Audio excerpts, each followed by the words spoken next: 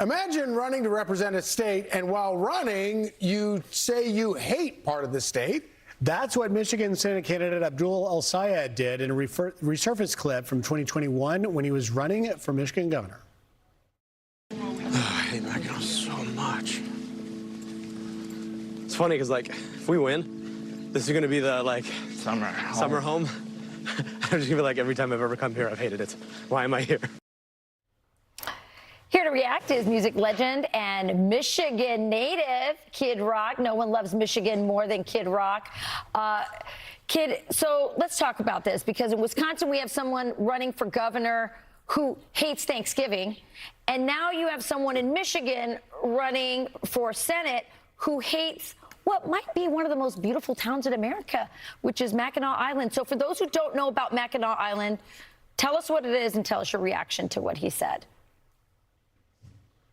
He's an idiot. You know, I know they're already trying to spin it that he was talking about the political conference up there. No. He said, I hate this place. And Mackinac is one of the most beautiful places in America. And don't take my word for it. Ask the millions of people who have visited. I just recently had some friends up here at my lake home in Charlevoix, Michigan, from South Alabama, from Birmingham, Alabama, but have a lake house in Alabama. Knew nothing about northern Michigan. So one of the first things I do is take them over to Mackinac Island. There's no cars there. You get a buggy pulled by horses.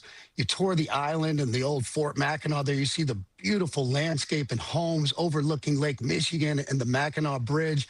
And then my favorite thing to do, one of my favorite things on earth, is to end up at the Grand Hotel, which is one of the largest front porches in the world, if not the largest in America, lined with American flags. And you're sitting there having a whiskey drink before you go to dinner. And it's God's country. Every little town up here in North Michigan is like a Norman Rockwell painting come to life. And it's complete idiocracy. I mean, I think we have to be very careful of people like Mondami and El-Sayed, and, you know, and their Islam, they're what they believe in Islam. You know, this man's saying he hates Mackinac, but he has property in Dubai. You know, we have to be very careful of these wolves in sheep's clothing. And to make another point is, like, I would employ Mike Rogers, my friend Mike Rogers, to debate this man and have him state on the record, have him pledge allegiance and acknowledge we are one nation under God, not Muhammad, and call him out in what his book says.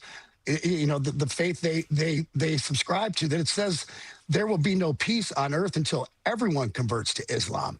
And if you want to leave Islam, or you won't convert, that they say it's okay to call for your death.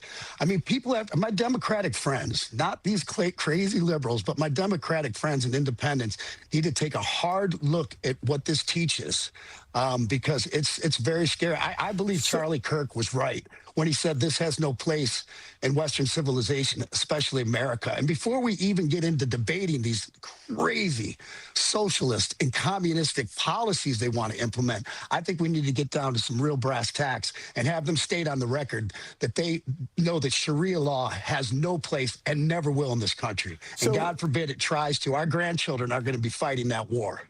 So as you point out, his campaign tried to say he was just talking about the conference, but then they also said, they tried to make a joke about what he said about Mackinac Island, saying, who could love an island that doesn't allow automobiles? Like that was gonna get him out of trouble in Michigan.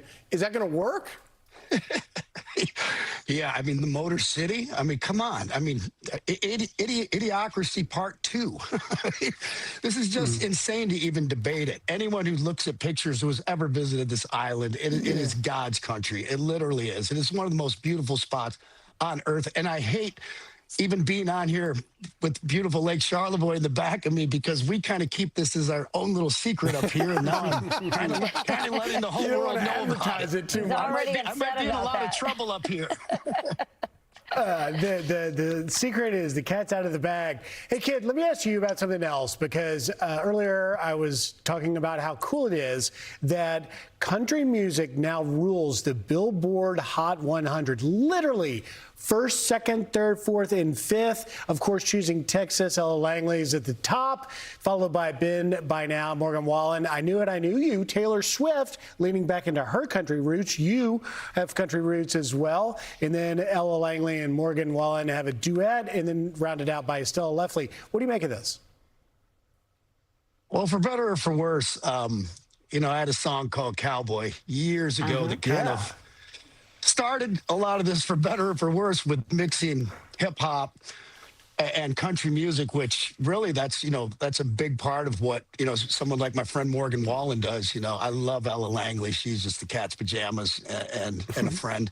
I think it's great, but really a lot of this country music has really turned into pop music, and you have to just call it what it is. It's really pop music, and I think it's light years better than the pop music. If I happen to click on a pop station, I don't, and I just might be old grandpa, like, I hate that music, but I would rather hear the country tinges in it than the pop music, coming out of LA and other spots. Kid, you have you have a new album coming out. Tell us about it before we have to let you go, because I know you're excited about it. You sent me a little taste of it on my phone, and I loved it. So let's just talk about that quick. Yeah, it's kind of the spiritual journey I've been on, and I've had a calling through James 1:17, my middle name being James, and 1:17, my birthday. And I looked up that passage a while back, and it's all good things basically come from God. And after I wrote the verse for the Turning Point halftime for Cody Johnson's song Till You Can't, about Jesus giving everyone a second chance, I started writing more songs. And growing up Catholic and going to Catholic church, I was always like, I have to confess, this is boring. This music's terrible. And so I would go to Baptist churches and non-denominational, just looking for the music that I wanted to hear. And there's some good stuff, but it was always a little bit of this dark place. So I decided to write the songs that I kind of wanted to celebrate Jesus and my faith with, which are rock and roll, country, hip hop. And I picture, this celebration on a Saturday night, everyone celebrating God, drinking beer, just having a great time, making it this place that you want to go to, that you don't want to miss, not that you have to go to. Well, I love it. The album is great. The music is fantastic. I'm just going to say I still like a good Gregorian chant. So that's just me. Oh, yeah. All right. Well, Okay. then you got to go back to ball with the ball for the Gregorian chant. All right. Good rock. Thank you, kid. Great stuff. Enjoy the lake life. Send me more pics.